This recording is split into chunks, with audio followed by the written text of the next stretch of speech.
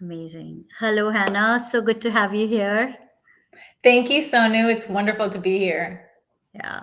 Well, good afternoon, everyone. And it seems like we're live. I am Sonu Ratra, co founder of Akraya and founder of Women Back to Work. I am super excited about the next 40 to 45 minutes, and for a very good reason. I get to talk to my friend, Hannah Gordon, highly accomplished, a fearless leader, a trailblazer, and a woman has broken many, many barriers. Um, I was trying to find your bio, Hannah, and I'm just so impressed. I had to consolidate it, but here are some key things that I certainly want to share about Hannah. Named one of the football's most influential women by NFL.com, Hannah has been recognized as a sports business journal 40 under 40 and game changer. The Athletic NFL 40 under 40, Leaders under 40, Silicon Valley Business Journal's Women of Influence, Legal 500 Rising Star, and one of Pure Wow's 20 in 20 up and coming leaders trying to better the world. You've also featured and appeared on Oprah Daily. Hannah is the CEO and founder of Hannah Gordon Advisors. Her prior roles include the senior advisor to the president and also chief legal and administrative officer of the San Francisco 49ers. She is also the author of Season of Change, a competitor's playbook for joy on the path to victory. All great accolades, Hannah, but what makes you very special in my mind is that you're such an incredible human being. You and I have served on the Silicon Valley Leadership Group Foundation Board of Directors. And by the way, it is our 20th year anniversary at the foundation. So anyone who hasn't signed up for the Turkey Trough, please do that. That happens in November. You and I have served as the board of directors there, and I have personally witnessed your commitment to our communities and really the care that you put in within the organizations you work with and the people you engage with. So, welcome, Hannah. Oh, it's so wonderful to have you here. Thank you, Sonu. And I have really admired the work that you've done with Women Back to Work since the first time that you told me about it on the SVLG board. So thank you for putting this together. Absolutely. So, we have so much to cover today. I want to talk to you about your inspirational career journey. I want to talk to you about what has made an influence in your life and made you who you are today. How women can transition into new roles or take stab at leadership roles. We want to talk about your book, Seasons of Change, the lessons that can be applied to all those that are returning to work, and also women in early career talent or women who are in professional fields and growing their careers. How do you build resilience? And so there's so much to talk about. So let's get started, shall we? Yes. Okay. So to get started, tell us a bit more about your inspirational career path, the pivots, the pauses, and where you are today. Sure. So, especially for this group, I want to highlight that there have been two big pauses in my career. One was not by choice, and the second was by choice. So, I started my career in sports media and then became a lawyer. And I was laid off in the Great Recession of 2009. And not working for that 6 months was a real learning experience for me on that experience of returning to work, of looking for work, of job searching. And out of that, what seemed like a setback became what I talk about in the book as an in-game adjustment, is what we might call it in football, because I got my dream job at the time out of that. I went to the National Football League office in New York, where I worked for a couple of years before being recruited back out here to the Bay Area to the San Francisco 49ers, where I worked for 12 plus years. And then I took a pause that was my choice. I had my second child, and I decided that I did not want to work for a little while. I wanted to really absorb that experience in a different way than I had with my first child. And I didn't regret working after my first child. It's just that we get to make different choices at different times in our lives, especially if we leverage and resource ourselves to be able to have the freedom to make those choices. So that is kind of where my path has led me. And now on to, as my son gets a little older, starting my own company. Wonderful. And you talk about the pivots and pauses. At Women Back to Work, our purpose is to create systematic pathways to facilitate the re entry of women back into the workforce. And we believe that life happens. You take pause because you have to look after your young children, or you pause your career because you have to take care of your ailing parents, or you want to take this long sabbatical and step away from work. But as life happens, women should be able to weave in and out of the workforce, so that they can experience life, whether it is experiencing and engaging with their kids and raising them and so on and so forth. So um, you know wonderful. When we are talking, I realize you have a lot of influences in your early life and career, both professionally and, of course, personally too. Can you talk to us about some of those biggest influences you've had and how they have shaped you and made you who you are today? Absolutely. I think the greatest influence in giving me the power to believe that I could take a pause from work and still come back is actually my mother. Because my mother was a legal aid attorney when I was born, which means she was a lawyer for people who couldn't afford a lawyer. And she decided to stop working when my sister and I were quite young. And she didn't work outside of the home for a paycheck for over 10 years. And I want to note for all of you who are not currently working in a job, but are taking care of young children or taking care of an ailing parent, you are working. You are just doing unpaid domestic labor. And, if you look at, a wealthy person's family office, the work that you're doing would be four people's jobs and hundreds of thousands of dollars in pay, right? Mm. You're a nanny, a cook, a cleaner, you're a house manager, you're all of these things. And so you are working really hard, probably, maybe harder than when you worked in an office.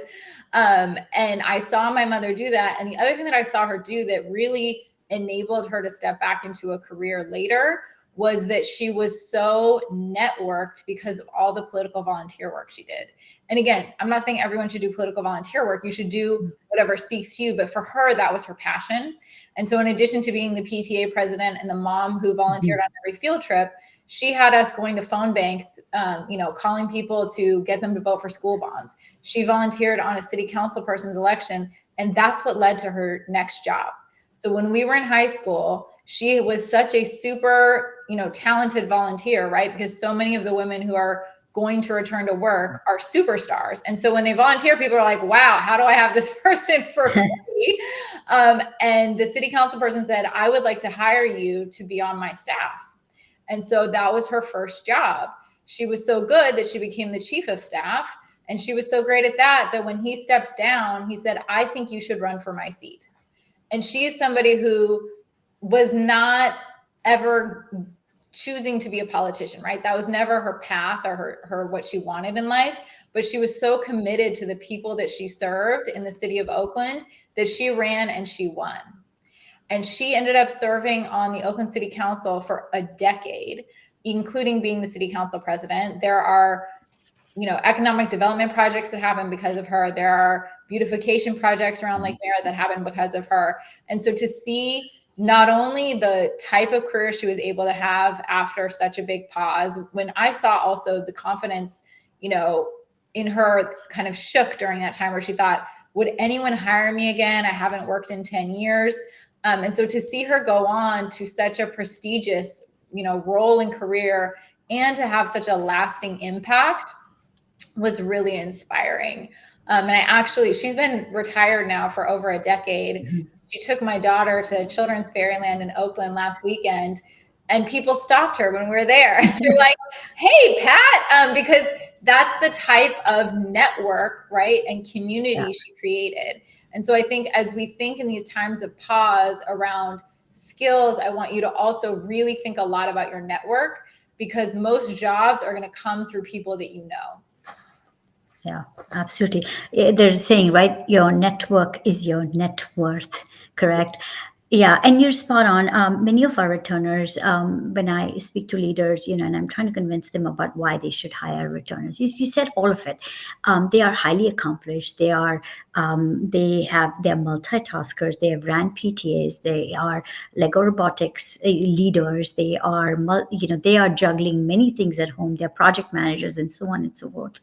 93% have bachelor's degrees, 73% have master's degrees. They worked for large companies in the past for startups, so they can hit the ground running really. And then whatever they lack in terms of perhaps those technology skills, they make up with their willingness to learn and hit the ground running. And so true for what you said. Now, moving to a little bit about women in leadership. You have been in a leadership role for many years. Stats today show that there are more women in leadership today from years past, but there's a great deal of progress that we still need to make. Since 2015, the number of women in C-suite has increased from 17 to 28%. There's more representation in the vice president and the senior VP levels. But progress is very slower in manager levels or director level roles. Women represent roughly 1 in 4 in the C suite leadership. Women of color represent that just 1 in 16. So you can see that the numbers are really stark. So when it comes to my question to you is when it comes to career growth, are there deliberate, intentional steps that women should be thinking about preparing for? How did you move into that leadership role? How did you get to the top of your career? Yeah, so I think one thing that's really critical is to stop allowing ourselves to be individual contributors, or to at least understand that what like got us here won't get us there. Meaning, and this was actually a man was the one who told me this, because I was actually didn't feel ready to manage other people. I was nervous about delegating. I'm a perfectionist and I wanted to know that I had mastered everything before I handed something off to someone else. And he came in and he said, Hannah, your career could go like this or it could go like this. He's like, you're on an upward trajectory either way, but the angle of that trajectory is going to depend on whether or not you delegate. He said, you have got to stop being an individual contributor. You're the best individual contributor there is, but that is not going to get you to the place that you want to get to. You have to start leading a team. You have to start hiring people. And I took his advice, and that is really what did, in fact, change the angle of that trajectory. And I think as women, sometimes we are afraid to become the leaders because there is so much negative stereotyping of women leaders. We don't want people to call us the B word. We don't know how to navigate. Am I supposed to be the office mom and warm and fuzzy? And how do I have these difficult conversations? And in the end, women are great leaders. We have already been socialized actually to prioritize relationship. And leadership is relationship. Leadership is your relationship to all of the people that you lead. Like when people talk about, oh, what is leadership? As if it's some like sort of far away concept. My question is always, who are you leading and what are you leading them to? Right? Leadership is a verb. It's an activity. It's not something that we just like crown certain people as. And so I really would encourage everyone on this call or on this webinar to think of yourself as a leader, because you are leading, right? Like even if you're not in a workplace, right, in a traditional office, if you're parenting, you're leading your children, right? Like if you are on that PTA board, you are leading a whole group of people on a decision-making process on all sorts of things. So I want to encourage you that it is for you, but you are going to have to learn to delegate, and you are going to have to trust in your relationships, and you're going to have to be okay with the fact that not everyone likes you all the time, which is what we have not been socialized to do. True. And it's so true that, women are individual contributors, and they're just about to be promoted to the manager, senior manager levels is when they drop out of the workforce, and there's stats to prove that. And that's where the broken rung is, right? You just don't have enough women at that point to be able to promote to those levels and then to move to leadership levels. You have been a relentless champion for inclusion, equity, diversity. great advice for women. What advice or what recommendations really do you have for leaders and for companies who want to or can step up their game? What and how can they make impact and Um, make those changes? so I think as companies, the policies that we need to put in place are very long paid family leave, right? So Mhm. not the 12 weeks, not the 16 weeks. We need to all have minimum 6 months. And really, if we want to become what I hope that we someday become, which is like places like Canada and Europe, we should have year-long paid leave. Short of that, we need to put in place flexibility for parents, as well as other people who are caring for other loved ones. So that means, for example, there's research that shows that new parents, both mothers and fathers, the time they need the most flexibility is in that first year of a Yeah. child's life. And so companies that are being really innovative about this, they're allowing people to go 50% time for that first year. And that is allowing them to get to those pediatrician appointments, to deal with all those unexpected illnesses. Because if you put your kid in daycare, you know that they're going to get sick like every 2 weeks for the first year. So having that type of flexibility. And then I think there has been improvement since COVID of welcoming a hybrid workforce. So understanding that people are going to get their work done, but if you do have small children, it might be at 10 p.m. or 7 p.m. or whatever time after they go to bed or before they get up. You may need to work from home occasionally. And I think that those are the types of policies that are going to help us. I think on a national scale, what we as companies and leaders can do is lobby for national paid family leave. Because one of the problems is in our country, most of our low wage workers do not have these benefits. And this is very tough on small businesses to have to offer this all on their own. And so I think that if we can get national paid family leave, it would be so beneficial ultimately to our economy, to small businesses, even to large companies in the end. And so I encourage us to use that power as well, and not just to focus internally on our own policies. Yeah, yeah, very well said. You had a remarkable and successful career at 49ers, and you've now embarked on a new journey, right, which is your own consultancy. What inspired you to start this venture, and can you tell us more about the vision and the mission and the vision for this new venture? Absolutely. So I found that when I was sort of in a career where I was always hiring vendors and consultants, so many of them didn't understand how to be practical.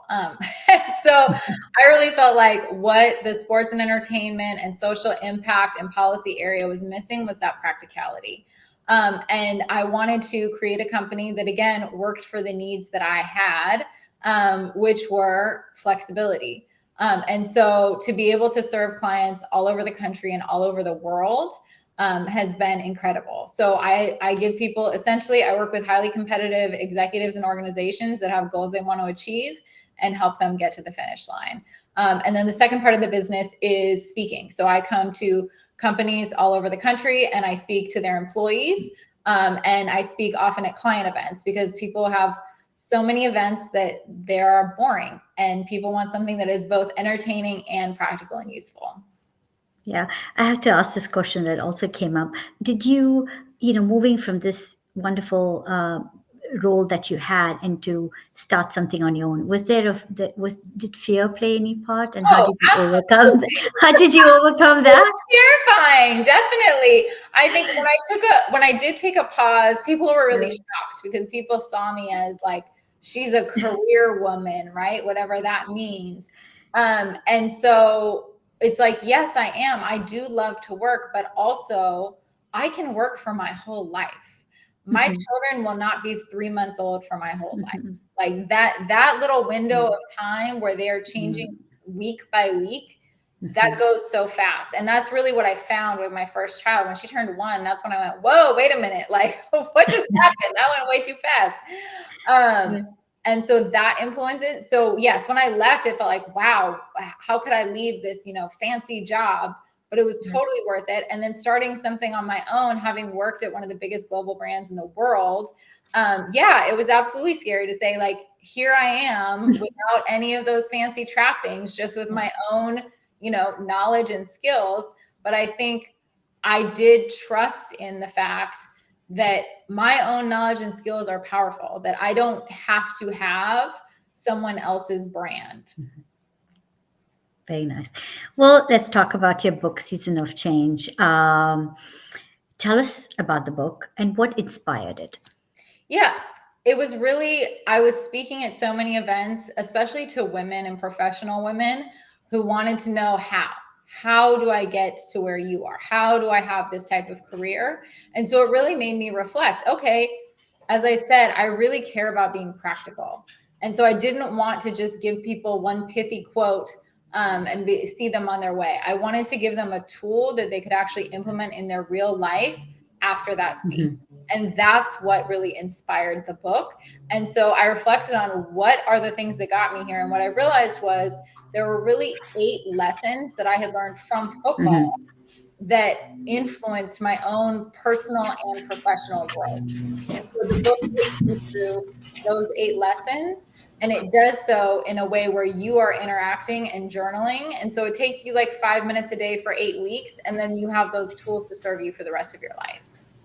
Okay. So you talked about these lessons that you learned at the NFL and how they can be applied to life. And I think there's a direct implication of all of that to our returners and the talent pool or early women in early career too. Women going back to work, I feel like don't, sometimes we wait for everything to change around them, right? And you don't need to wait. Is there a way that they can take charge of their careers or their return to work journeys? And how can they apply these lessons? And tell us more about this 8-week journaling and how, if someone is going back to work can actually take that and then apply it back. Absolutely. So the first lesson is film study, which is self-reflection, right? We have to know ourselves before we can bring anything out. So if you are returning back to work, you want to know, what are my strengths? What are my skills? Second is vision. We have to have a vision for where we're going. And so you're going to put together, what is the place that I would like to be, whether it's 6 months from now, a year from now. Third, we've got a game plan, right? Like you can't just say, oh, I wish a job would fall out of the sky. No, we need to create a plan for how we're going to get there. And fourth, you have to have a team. So we talked a little bit about network, but I go into what I think are the kind of the 4 critical positions to have on your team. What I call your like road dogs, the people who are going to be by your side the whole time, your mentors, your sponsors, and your strategic partners. And then you've got to be ready for in-game adjustments. So as you said, life happens, right?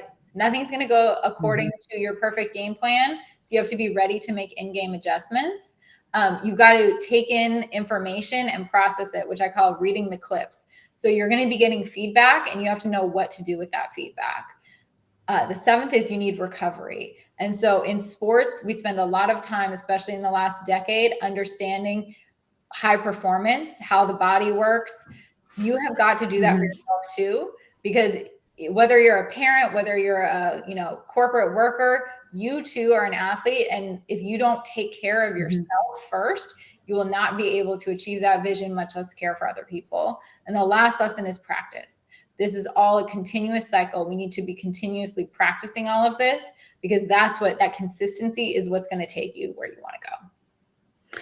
And so if someone wanted to get your book, what's the best way? I know you are working on another edition, correct? It's not public yet. Okay. If you follow me on Instagram or LinkedIn, you will get some news in the next month about that.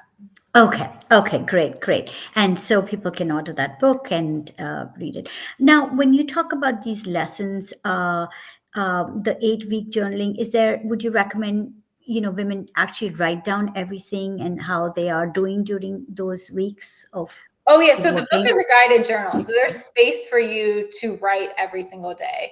And I think that journaling is one of the most powerful tools that we have. I think that executive coaching and therapy and all those things are very powerful, but the one free tool you have at your disposal is a pen and paper, right? Like journaling is that powerful tool. And we also have talked a little bit about confidence. And so in the book, I go into the 3 daily practices that you'll practice in the book, which are affirmation, focus, and gratitude. So every day spending time on those. And the affirmation is really where that confidence piece comes in. Okay, and I do actually wanted to talk to you about that confidence building, and maybe we can do a little deep dive on that. We work with returners, and these returners have paused their careers. Some for a year, and sometimes it's for 20 years, right? And that can take a huge, huge hit on your confidence when you're trying to step back into the career mode. What are some more things that women or returners can focus on to develop that confidence? I mean, of course, they're going to be journaling, but are there other um, you know is there any other advice that you have? Absolutely. So I do think the affirmations are important. And people think like, oh, well, that's silly or that's this or that. No, it's a performance tool. And it's so important that whatever the negative talk is in your head, and for all of you who know who Billie Jean King is, the great tennis legend, the woman who really changed the whole face of women's sports in the 1970s, she came and spoke when we hosted Super Bowl 50 here in the Bay Area, and she just nearly begged the audience, whatever negative self-talk is in your head, I need you to replace it with positive self-talk. And that's really what affirmation is about. It's about changing your mindset. And mindset is confidence, right? Our confidence is just mindset. And so it's really important to engage in those practices to change your confidence. The other thing that you can do, and when we reflect on like film study and understanding what are our strengths, is do something that makes you feel confident. Like if there's something that you do feel like, hey, I know I'm good at X, like I want you to start incorporating that into your day so that you are doing something every day that makes you be like, yeah, I am a bad mama Gemma. Like I do know how to do this stuff. So those are two things that I would recommend. Okay. You spoke about recovery earlier, and you speak about mental toughness, right? Let's focus on that for a bit. Do you believe that it's possible for women to have it all, both a rewarding career and a family? What three things would you suggest keeping in mind when it comes to that work-life balance? And you have two young ones, right? And how are you juggling work and family both? How do you reset? How do you personally find the energy to keep going? Yeah. So I think, balance and having it all are two trigger phrases for people. And so I try to find kind of other words to talk about it. Because the other thing is, not having it all does not mean family and career for every woman. So there are some women who like having it all means not having children, and me and my husband travel the world and I have a career. That's great. For some women, it might be, I want to have 7 children and I don't want to work in an office. I want to run a small business for my home. Great. Like, so not everyone wants the same thing, and that's okay. For those people who do want a challenging career and to have children, number one, let's all be honest that it's not easy. That is not easy. Let's also be really honest that the research shows us that it is not children who impact women's careers negatively. It is your choice of partner. And so choice of partner is going to impact your ability to do both of these more than anything else, because the shared workload, when you look at the studies, women will usually, even if they are similarly educated and make similar money to their partner, put their career second. And so the choices we make around partner and the conversations we have around who is going to do what when we do have children, whose career is going to kind of take precedence, are really, really important.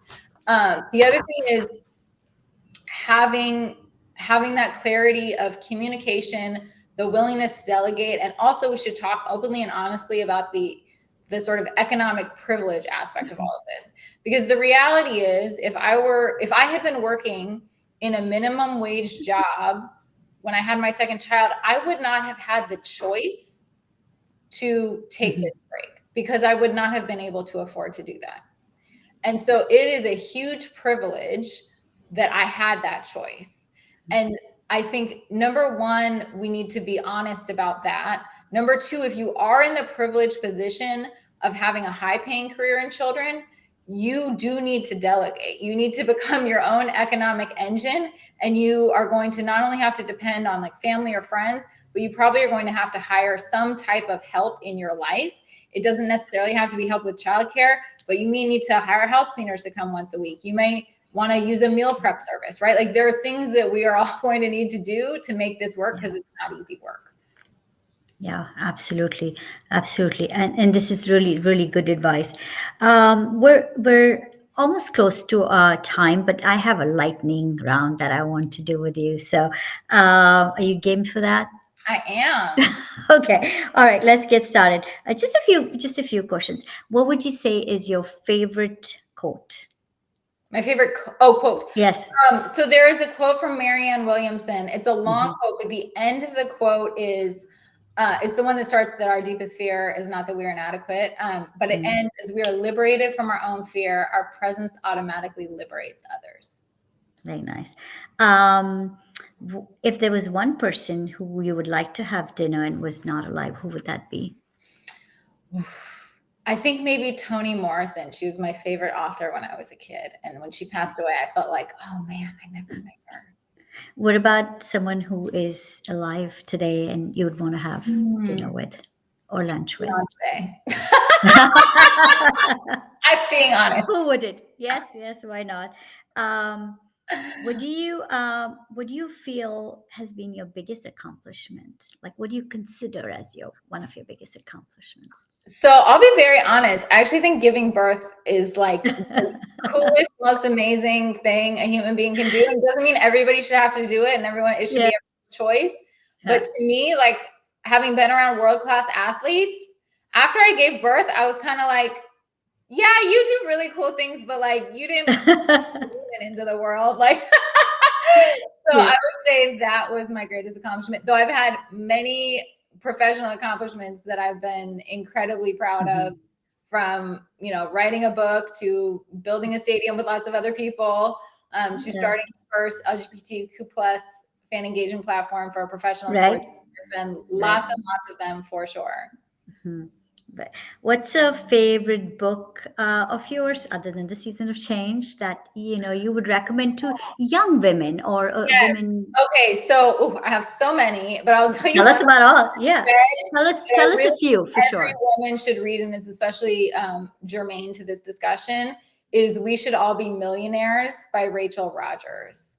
And as we talk about young women in particular, it I think the phrase "lean in" again has become for some people like a trigger phrase. But when I talk to young women, when we talk about these breaks from work, it is only possible to have these type of options if you are going hard at the beginning. When I meet young women who say, I would like to have children 5 years from now, so I'm not going to apply for this manager position, I like want to grab them by the lapels and say, no, no, no, you will have the option to not only have children, but be the boss who tells everyone else what the schedule is for your meetings if you lean into becoming the boss.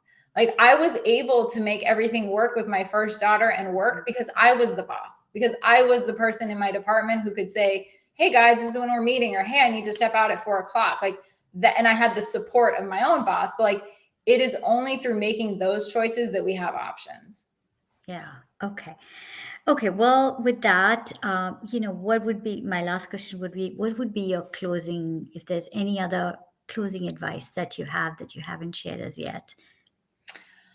I think it is really to just know that you have so much to bring to corporate America, to business, and we need you, right? Like the economy needs you, and someone is going to be so lucky to hire you. So come in with that confidence. Yeah. Well, thank you, Hannah. I know this is a short conversation, but we covered a lot of ground. And I always, share with our speakers that, it's the 30 minutes that you spend with us and talking to returners and addressing them and giving them this advice. It goes a long way when they hear and when they know that there are other women who are rooting for them every single day and that they are watching out for them and opening doors for them. That's a burst of confidence. That's what that's exactly what our returners need. That look, if someone else can do this, I can do this too. It may be a long journey to go back, but I got this, and that's how you've inspired today. So thank you so much for your time again. And I really appreciate you and everything you do, and all the best with your new venture and everything you are doing today. Thank you so much, Sonu. It's been a All pleasure. right. All right, Hannah. It's been a pleasure. Bye.